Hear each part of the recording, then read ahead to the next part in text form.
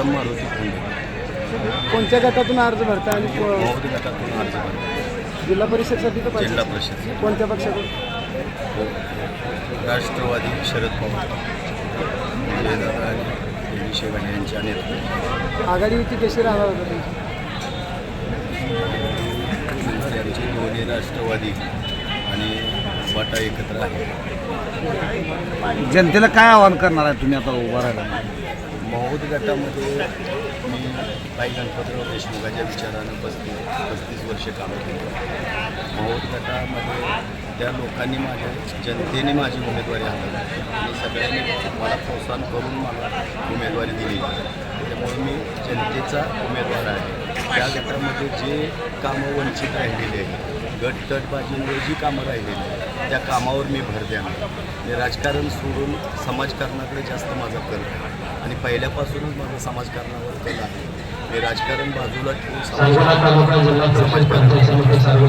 त्याच्याबरोबर सुद्धा मी आदर्श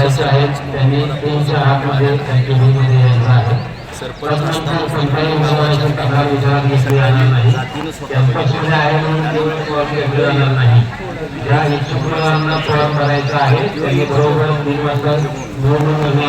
या सगळ्या युत्या आणि या आघाड्याच्या सगळ्या होत्या त्याच्यावर तुम्ही कशा पद्धतीनं बघता? आता सध्या युत्या आघाड्या सुरू आहेत सध्या आपल्या तुमच्याकडं युती आघाडीमध्ये ज्याच्या त्याच्या सोयीचं राजकारण चालू आहे. प्रत्येकानं स्वतःची बायको जरी राजकारणात आणली आणि तिला नगरसेवक केलं किंवा दुसरं पद दिलं तरी ते वरचं पद अजून हवं असतं. अशा त्याला प्रत्येकाला कोणाची सून पाहिजे, कोणाला लोक पाहिजे. प्रत्येकाला या तालुक्यामध्ये प्रत्येक नेत्याला स्वतःचं राजकारण करायची सवय नाही आणि ते जर राजकारण नसेल का मिळालं आणि त्यांना साजीचं नाही झालं तर त्या आघाड्या तोडून टाकते. ज्याच्या त्याच्या पद्धतीने ते सामान्य माणसाला तुम्ही काय आव्हान करणार? सामान्य माणसाची तर सशी होलपाट आहे.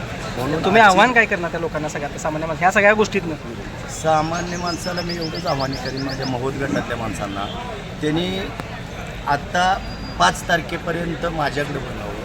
माझं जे चिन्ह असेल मला जे मिळेल ते तुतारीच मिळणार आहे. मी भैयासाहेबांच्या नेतृत्वाखाली लढतो आहे. तुतारी चिन्हाला एवढं त्यांनी 5 तारखेपर्यंत तुतारी चिन्हाला बघावं. मी त्यांच्याकडे 5 वर्ष बघत राहील. पंचायत गणाची उमेदवारी ठरली नाही ठरलेत पण ते काय आता मी सांगू शकत नाही कोण ठरलेत काय ते थोड्या वेळाने ठरले. ठीक आहे.